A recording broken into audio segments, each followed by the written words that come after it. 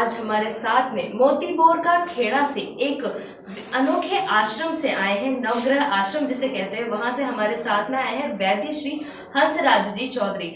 आश्रम का नाम सुनते ही आप सब सोच रहे होंगे कि ये कोई साधु महाराज का आश्रम होगा, पर नहीं, ये एक बहुत ही अनोखा आश्रम है। यहाँ पर चिकित्सा, आयुर्वेदिक चिकित्सा पद्धति से लोगों का परामर्श होता है, रोगियों का उपचार होता है। हालांकि ये साधु तो नहीं है, पर ये बहुत ही सरल जीवन जीने वाले, साधु जैसे विचार रखने वाले एक हमारे साथ वैद्य आए हुए हैं, हंसराज जी, जो कि एक बहुप्रतिभाशाली व्यक्ति है।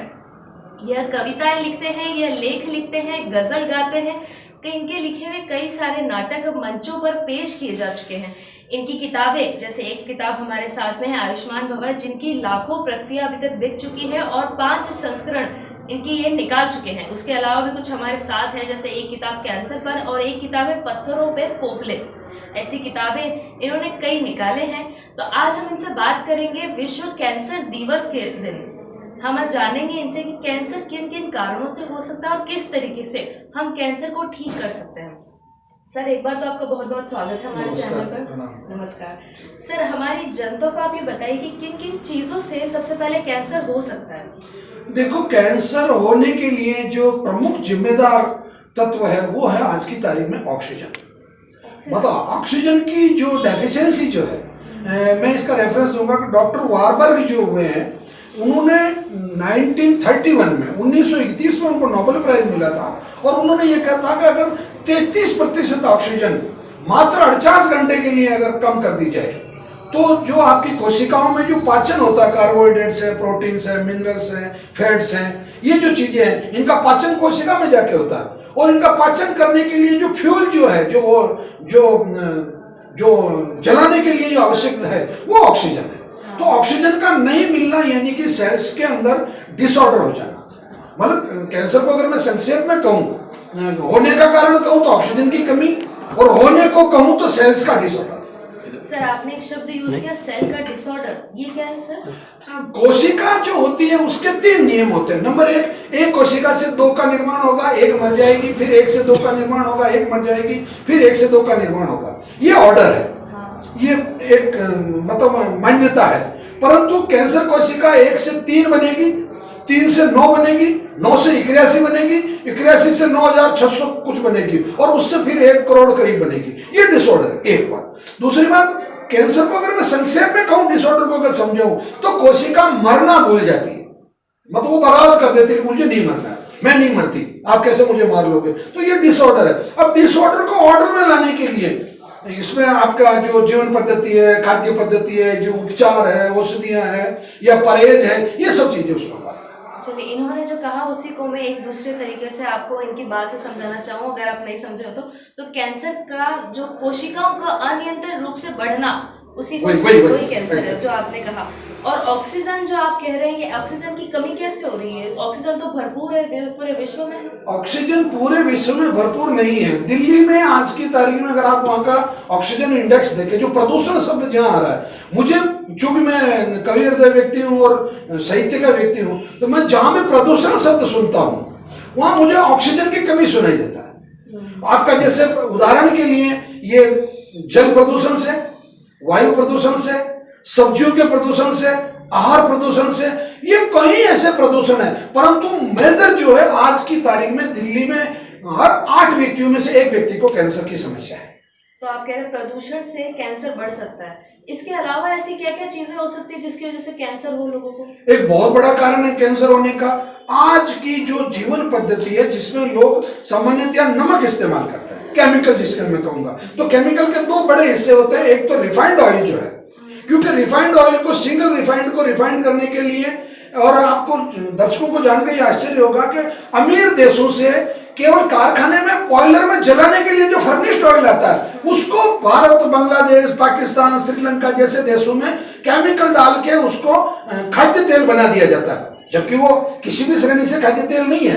परंतु चूंकि वो कहीं की लीगलिटीज है, कहीं कानून की बाध्यता है, तो एक तो जो आपका रिफाइंड ऑयल है उसमें डबल रिफाइंड में 19 केमिकल होते हैं, वो जो कि जिसको कार्सिनोजेनिक कहते हैं हमारे डॉक्टरों की भाषा में, उसे वैद्य की भाषा में मैं कार्सिनोजेनिक कहना चाहूंगा, कैंसर पैदा करने वाले। अब समुद्र के नमक में मरकरी भी है, डीडीटी भी है, बीएससी भी है, एंडोसल्फान है, और इवन की सल्फोस है, और इवन की एल्यूमिनियम फास्फाइड है। सर मैं आपसे निवेदन करना चाहूंगी हमारी जनता के लिए थोड़ा केमिकलों को एक्सप्लेन हाँ, कर दीजिए। तो ये DDT ऐसे- पाउडर जो अपन घर में इस्तेमाल करते हैं, खेतों में कई जगह इस्तेमाल होते हैं, उससे डीडीटी की बात हो रही है कि वो डीडीटी हमारे लिए कितना ज्यादा वो विनाश कर सकता है हमारे शरीर का। तो ये इतना घातक है कि इनको, मैं कहना ये चाह रहा हूं कि इनको विज्ञान में अभी तक ऐसी कोई तकनीक नहीं आई विश्व में। विज्ञान आदमी चांद पे पहुंच गया, परंतु नमक की 1 किलो नमक की थैली के अंदर, 1 किलो नमक की थैली के अंदर करीब करीब 16 ग्राम जहर है, जो अलग नहीं किया जा सकता। हाँ। मतलब आज की तारीख में मरकरी को मैं पारा कह दूं उसे, आज की तारीख में पारे को आप पानी से अलग नहीं कर सकते। तो ये जो मैंने बताया ऐसे 32 जहर हैं जो समुद्र के नमक से हम इस्तेमाल कर रहे हैं, उससे कैंसर हो रहा है। दूसरा जो आप रिफाइंड ऑयल है उससे हो रहा है, और ये जो सब्जियां जो खा रहा है व्यक्ति आज का, उसके अंदर बहुत भारी मात्रा में मतलब केमिकल है, पेस्टिसाइड्स हैं, वीडिसाइड्स हैं, फंजीसाइड्स हैं, हर्बिसाइड्स हैं। मैं हिंदी में बात करूं अगर, तो उसमें खरपतवार को खत्म करने के लिए जो हार्मोन छिड़का जा रहा है वो आपकी सब्जी में मौजूद है।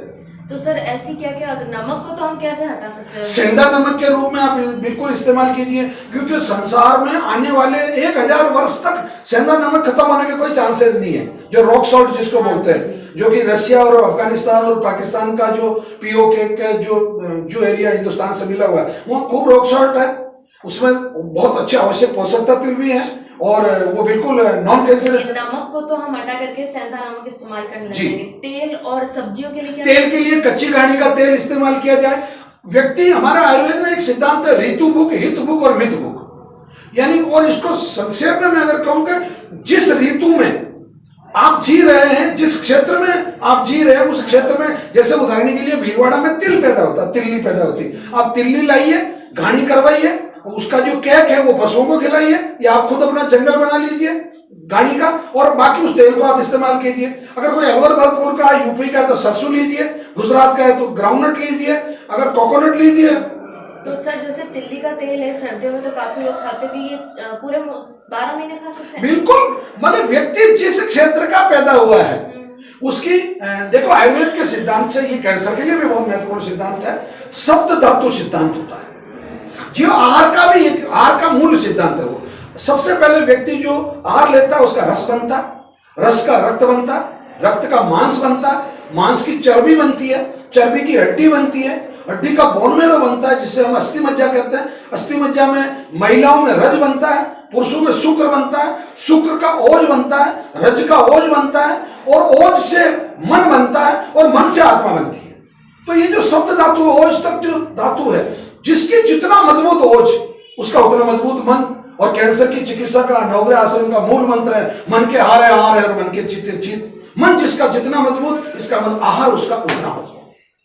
चलिए अब हम कैंसर की बीमारी के बारे में वापस से कुछ जानते हैं। सर एक कैंसर की ये बहुत ज़्यादा, जिन रोगियों को कैंसर हो गया है वो पूरी ज़िंदगी उस रोग से जूझते रहते हैं, भले कितने 4 स्टेज है, अलग अलग तरह की थेरेपियाँ ले ली, फिर भी उससे, तो क्या ज़रूरी है कि कैंसर रोगियों को पूरी ज़िंदगी उस रोग के साथ जीना होगा? नहीं, ऐसा नहीं है। कैंसर, मैं इसको बहुत सरल तरीके से ये समझा सकता हूँ आपको कि 90% जो कैंसर है दुनिया में वो तो नॉन एग्रेसिव है, मतलब वो इतना तेजी से नहीं बढ़ते हैं, बल्कि कुछ कैंसर ऐसे पाए गए हैं जो व्यक्ति के जीवन में 80 वर्ष तक उन्होंने सर्वाइव किया। मतलब कैंसर डिक्लेयर होने, जैसे 10 साल की उम्र में कैंसर डिक्लेयर हो गया किसी बच्चे को, और वो 90 वर्ष की उम्र तक वो व्यक्ति जिया, और उसे किसी प्रकार की कोई चिकित्सा नहीं ली, और वो जिया। मतलब सीधा संक्षेप में मैं ये समझा सकता हूं कि 10% जो कैंसर है वो केवल एग्रेसिव होते हैं, परंतु उनको अगर आयुर्वेदिक पद्धति से, नेचुरोपैथी से, होम्योपैथी से, और मैं यहां तक भी कहता हूं एलोपैथी से भी कोई तकलीफ नहीं, रेडिएशन कोई हार्मफुल नहीं है, करवाना चाहिए आदमी को। आजकल बहुत अच्छी टेक्नोलॉजी हो गई, समय समय पे जांचें करवाते रहे, ब्लास्ट रेट क्या है पता करते रहे, और अपनी चिकित्सा लें, कोई तकलीफ नहीं। ऐसा जिंदगी में ढोने वाला बिल्कुल कोई प्रश्न ही नहीं है कैंसर में। सर हमने आपकी एक किताब पढ़ी है, पत्थरों में कोपले, सर के द्वारा लिखी गई है। सर इसमें लिखा हुआ है, एक चीज़ तो इसमें लिखी है कि धैर्य रखना बहुत ज़रूरी है, आपको कैंसर हो जाए तो। सर कैंसर जैसी बीमारी जो पूरे आदमी को नहीं, उसके पूरे परिवार को पागल कर देती है, उस बीमारी के जो वो जूझ रहा है उस बीमारी से, तो वो धैर्य कैसे रखे? मैं इसके लिए आपसे एक प्रति प्रश्न करता हूँ, क्या आपके पास कल है क्या? मुझे अगर कल हो तो मुझे वो आप दान में दे दे, मैं आपसे भीख मांगता हूँ। अगर आपके पास कल है तो, कल नहीं है ना आपके पास, आज तो है। तो इसलिए कल मृत्यु का पर्यायवाची कल है। तो कल जब आपके पास है ही नहीं था, मृत्यु से क्यों भय आक्रांत हो रहे हैं? मैं बहुत ईमानदारी से बात कर रहा हूं, बहुत एक व्यक्ति होने के नाते, एक मनोवैज्ञानिक होने के नाते और एक समाज का एक अंग होने के नाते मैं बिल्कुल जिम्मेदारी से कहता हूं, वास्तव में कैंसर से व्यक्ति नहीं मरता है कैंसर के अधिक कीमो लेने से, अधिक सर्जरी, बार बार सर्जरी करवाने से, या बार बार रेडिएशन संबंधी जो जांचें हैं, जैसे पेट स्कैन है, सीटी स्कैन है, एमआरआई है, ये जो इस तरीके की जो चीजें, इससे व्यक्ति को भय होता। और एक सबसे बड़ी बात है जो मैं सभी दर्शकों से कहना चाहूंगा, और ये बहुत महत्वपूर्ण बात है, कैंसर चिकित्सा का विषय नहीं है। आपको सुन के आश्चर्य होगा, कैंसर मैनेजमेंट का सब्जेक्ट है। Cancer is not a subject of treatment. Management का एक छोटा सा उदाहरण है, जैसे आपके मान लो आपके परिवार में किसी व्यक्ति को कैंसर हुआ और उसके जो दामाद है वो काले मतलब टंकी वाली हीरो होंडा लेके चाबी घुमाते हुए घर पर आके कहते हैं क्या हुआ साहब, कैंसर हो गया। अरे साहब हमारे पड़ोस में गुप्ता जी थे, मर गए साहब, कैंसर तो बहुत खराब है। क्या वो सूचना देना आया है क्या गुप्ता जी की मृत्यु की? कैंसर मैनेजमेंट का सब्जेक्ट है। और एक मैं बहुत महत्वपूर्ण मतलब चीज को इंगित कर रहा हूं, आवर्ती नाम मंत्र है अस्ति, रिपीटेशन इज द मंत्र, दोहराव ही मंत्र है। आप दिन भर जैसे चामुंडा को याद करते हैं, चामुंडा आपकी मदद करेगी, अल्लाह को याद करते हैं, अल्लाह आपकी मदद करेगा, वाहिगुरु को याद करते हैं, वाहिगुरु करेगा, राम को करते हैं, राम राम करेगा। और मान लो दिन में आप 50 बार कैंसर का नाम ले रहे हैं, रोगी के सामने बार बार कैंसर रिपीटेशन कर रहे हैं, और मान लो कैंसर ने मदद कर दी तो कितना महंगा पड़ जाएगा। तो ये बार बार कैंसर को रिपीटेशन करना भी जरूरी है। तो आप कह रहे हैं जो मन में आ जाएगा वही होगा। हाँ, जो मन में आएगा। और अगर इंसान सोच ले कि मैं ठीक हो रहा हूँ, तो क्या सच में इच्छा शक्ति इतनी स्ट्रांग होती है कि वो ठीक हो जाएगा? आप तो कह रहे हैं कि वो सोच ले कि मैं ठीक हो रहा हूं, तो क्या वो ठीक हो जाएगा?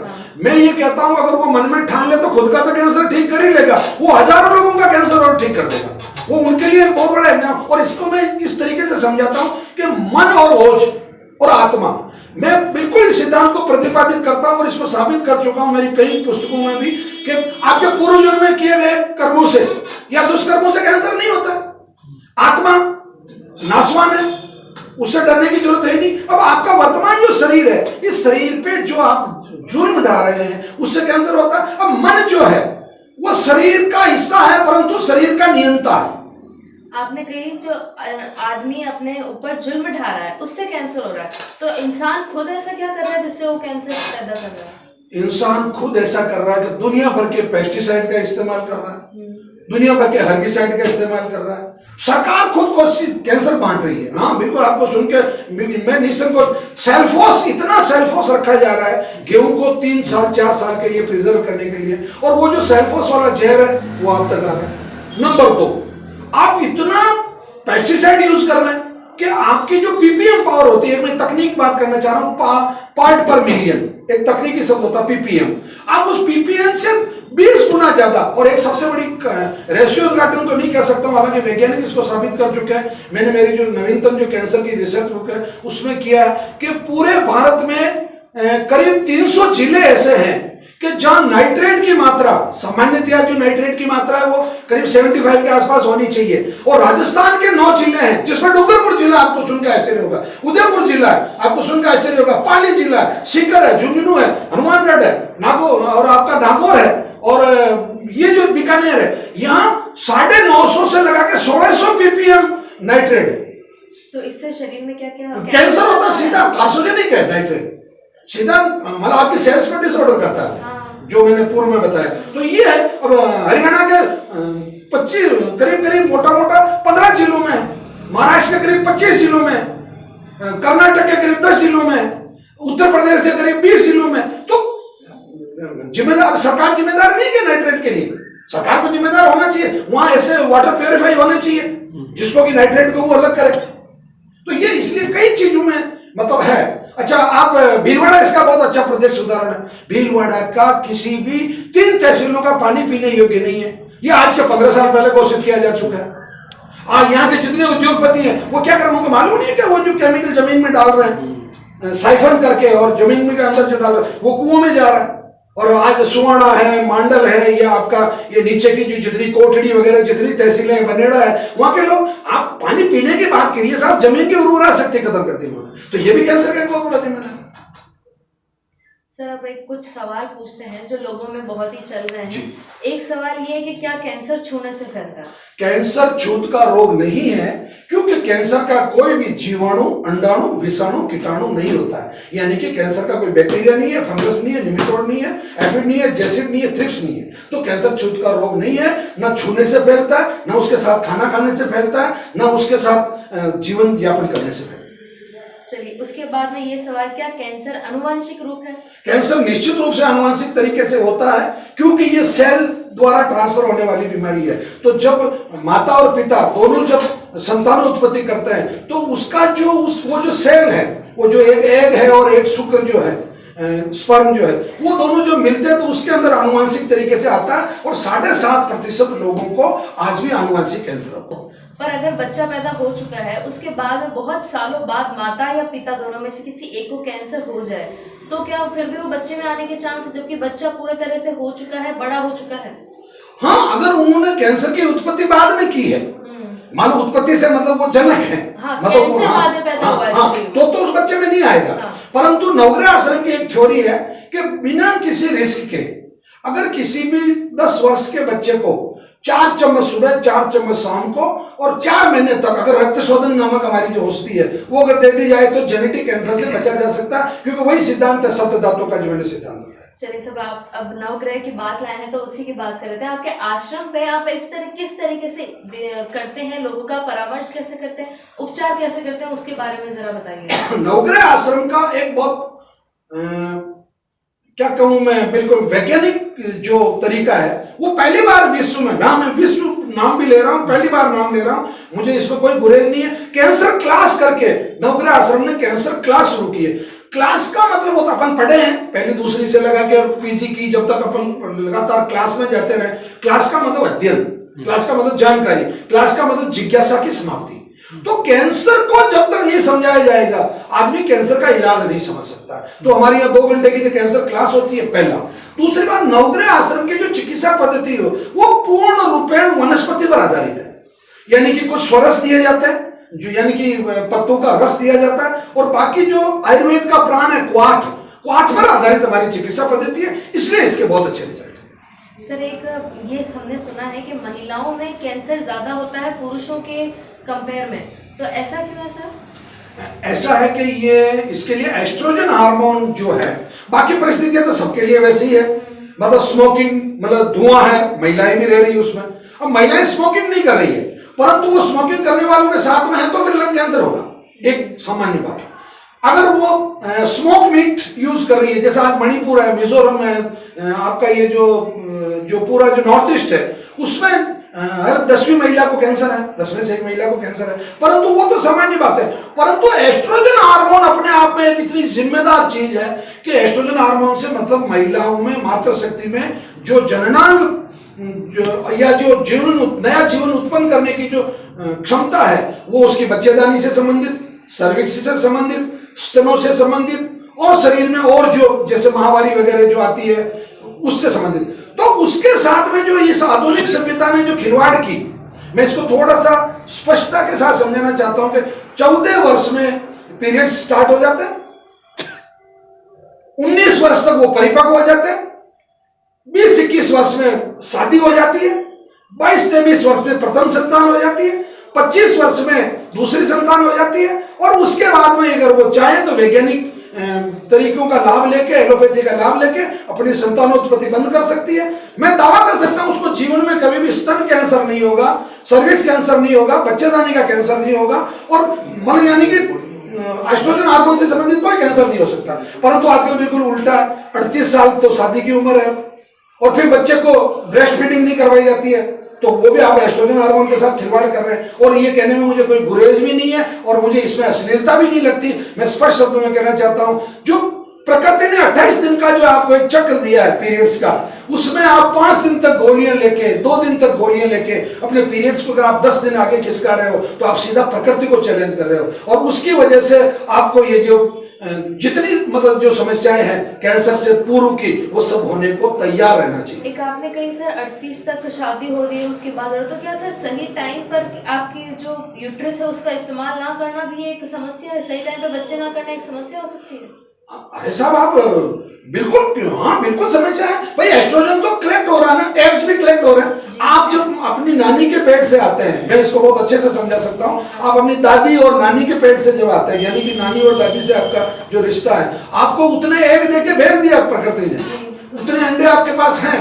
अब आप वो जो अंडे हैं उनको आप हर महीने एक अंडा रिलीज हो रहा है आपका, ठीक है, और वो हजारों लाखों की संख्या में, मतलब वो सॉरी हजारों की संख्या में, परंतु उनका उपयोग नहीं करना प्रकृति को चैलेंज करना है।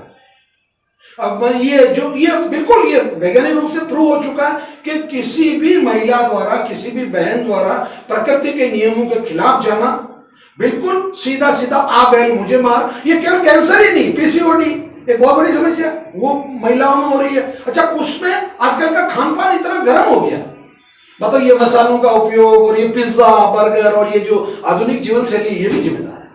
सर क्या पिज्जा बर्गर ऐसी चीजें खाने से कैंसर के कुछ चांस हैं? बिल्कुल है। भगवान श्री कृष्ण गीता में कहते हैं कैंसर नई बीमारी नहीं है। कैंसर आज के 5,500 वर्ष पहले तक का जो साहित्य है उसमें अर्बुद करकरा का जिक्र है। अर्बुद करकरा मतलब इससे कहा गया, और भगवान श्री कृष्ण गीता में कहते हैं कि इस तरीका सम्मिश्र, एक तो मांसाहार भोजन, एक फर्मेंटेड मतलब जिसमें फर्मेंटेशन हो गया, सड़ा हुआ जिसे कहते हैं, एक तला हुआ, बहुत ज्यादा तला हुआ, और एक कई दिनों तक संग्रहित किया हुआ, प्रिजर्व, मतलब उस तरीके से ऐसा आहार करने वाले व्यक्ति को असाध्य रोग होते हैं, भगवान कृष्ण स्वयं गीता में कहते हैं। इन्होंने जो बताया है उससे हम कुछ बता देते हैं। फेर्मेंटेड जो इन्होंने कहा, सड़ा हुआ, जिसे चीज हम बहुत ज्यादा खाते हैं हमारे डे टू डे लाइफ में है। प्रिजर्व फूड की इन्होंने बात करी, पैकेट फूड जो भी होते हैं, चिप्स, कुरकुरे, मैगी, नूडल्स, ये सब पैक्ड आते हैं। प्रिजर्व फूड, प्रिजर्व केमिकल्स इसमें मिले हुए होते हैं, तो ये उन चीजों के बारे में बात करें।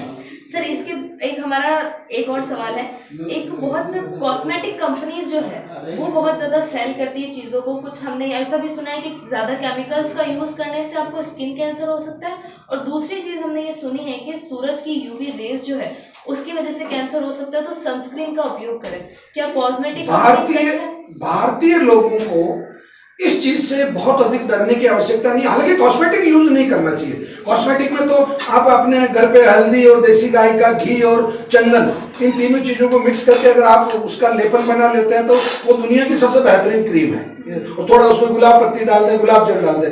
परंतु जो जैसे यूके है, अमेरिका है, वहां के जो लोग हैं जिनको सामान्य बोलचाल की भाषा में गोरे लोग कहा जाता है, अंग्रेज लोग कहा जाता है, वहां के लोगों की जो स्किन होती है उसमें स्किन कैंसर होने के बहुत ज्यादा, भारत में मतलब 0.5% भी लोगों में स्किन कैंसर नहीं है। हमारे नौकरी आश्रम पर महीने के 6-7 हजार पेशेंट आते हैं, और 7,000 पेशेंट में शायद 1% भी नहीं आता होगा स्किन कैंसर का, 14,000 में कहीं एक आता होगा। तो इसलिए भारत में तो ये खतरा बहुत कम है। सर अब हम इसको खत्म करते हुए एक सवाल आखिरी पूछना चाहेंगे। सर क्या आप कुछ ऐसी जानकारी दे सकते हैं जिससे लोग अपने रोजमर्रा की जिंदगी में बदलाव ला करके कैंसर जैसी बड़ी बीमारी से बच सके? रोज सुबह से शुरू कर रहा हूं, सुबह 5 बजे उठना शुरू कर दें, आप अच्छी ऑक्सीजन मिलेगी, आपका जो डिटॉक्सिक्स या ऑक्सीजन का जो इंटेक है वो बहुत अच्छे से हो जाएगा। फिर सुबह छाछ, दोपहर को दही और रात को दूध का सेवन शुरू करें।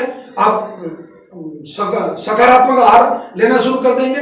अपने भोजन में से गेहूं को आज ही निकाल दें। ग्लूटेन एक बहुत घातक PD1 और CTLA4 ग्रुप का मेंबर है, जो कि जिसकी वजह से कैंसर की जो कोशिकाएं हैं वो मरना भूल जाती है, उनके अंदर अगर मौजूद है। 2 आहार के बीच में 14 घंटे का अंतर, जिसको ऑटोफेगी कहा जाता है, और डॉक्टर होंजो और डॉक्टर एलिसन को जो नोबेल प्राइज मिला वो इसी लॉजिक पे मिला है कि उन्होंने सुबह के भोजन और रात्रि के भोजन में 2 भोजन के बीच का जो अंतर है, एक बार इसको कम से कम अधिकतम 16 घंटे और न्यूनतम 14 घंटे अगर आप कर देते हैं, आप कैंसर से बचते हैं। तीसरा, आप सब्जी मंडी से जो सब्जियां लेके आ रहे हैं, आप जो फल लेके आ रहे हैं, उनको उबलते हुए पानी में डालिए, खोलते हुए पानी में 10 मिनट तक उसको नीचे रख दीजिए, बाद में निकाल के अच्छे पानी से धो लीजिए। तो जो ऑस्मोसिस जो क्रिया है उसके थ्रू आप कई सारे तरह के केमिकल, कम से कम आप 50% तक उसके मतलब केमिकल कम कर सकते हैं। आदमी श्रीधान्य खाना शुरू करें, जो मिलेट्स जिसको कहते हैं, और ये तो श्रीधान्य वर्ष भी है, और भारत सरकार और राज्य सरकार सभी इस पे सरकारें जोर दे रही है। मैं कह रहा हूं आप अपनी आत्मा सरकार जो है उसको कहो कि आप बाजरा खाना शुरू करें, ज्वार खाना शुरू करें, कुट्टू खाना शुरू करें, रागी खाना शुरू करें, और अपनी सब्जियां घर पे बोना शुरू करें। बताइए, वो गलत कर रहा है, ये रोना रोना बंद करना पड़ेगा, मैं कितना सही कर रहा हूं, इस पे आपको आना पड़ेगा, तब जाके आप कैंसर से जूझ सकते हैं और कैंसर को हरा सकते हैं, कैंसर को लड़ा सकते हैं। सर आपने कहा 14 घंटे का गैप होना चाहिए एक खाने पर, जो होते हैं जो खाने की टिप्स देते हैं कई सारे, वो लोग कहते हैं कि खाने को लगातार खाओगे तो मेटाबॉलिज्म उतना बढ़ेगा, हर एक 2-2 घंटे की गैप में अगर आप थोड़ा थोड़ा खाना खाओगे तो मेटाबॉलिज्म बढ़ेगा, पाचन की शक्ति बढ़ेगी, तो आप तो उसका अपोजिट कर रहे हैं सर। नहीं, मैं बिल्कुल अपोजिट नहीं कर रहा, मैं बिल्कुल उसका उसी बात को सैद्धांतिक रूप से कह रहा हूं। जैसे आपने प्रातः काल का भोजन 8 बजे कर लिया और आप 6 चपाती खा सकते हैं, आपने 4 चपाती खाई, खा लिया आपने, दिन में आप सब्जियां लें कोई तकलीफ नहीं, सलाद लें कोई तकलीफ नहीं, थोड़ा थोड़ा सा ले लिया, और शाम को वापस 5 बजे आपने आहार ले लिया, 4 बजे 5 बजे। जो खाना क्या मतलब होता है, खाना खाने का मतलब आपने गेहूं खाया, जौ खाया, ज्वार खाया, बाजरा खाया और उसके साथ सब्जी खाई और उसके साथ में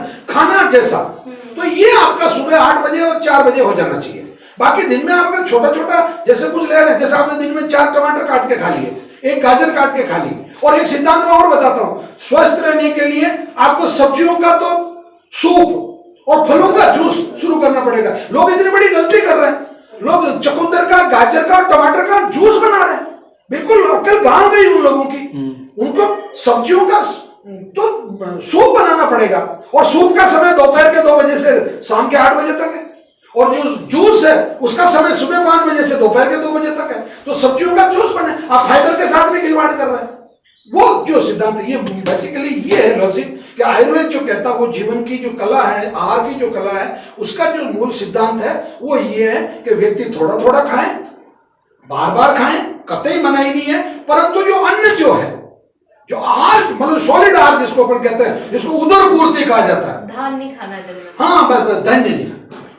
चलिए, ये हमारे साथ में थे वैद्य श्री हंसराज जी चौधरी, इनसे हमने जाना कि आप क्या क्या अपने रोजमर्रा की जिंदगी में क्या क्या बदलाव ला करके आप अपने आप को कई सारी बीमारियों से बचा सकते हैं, और कैसे आप खुद विचार करके, खुद मन में ठान करके कोई भी बीमारी हो उससे लड़ सकते हैं।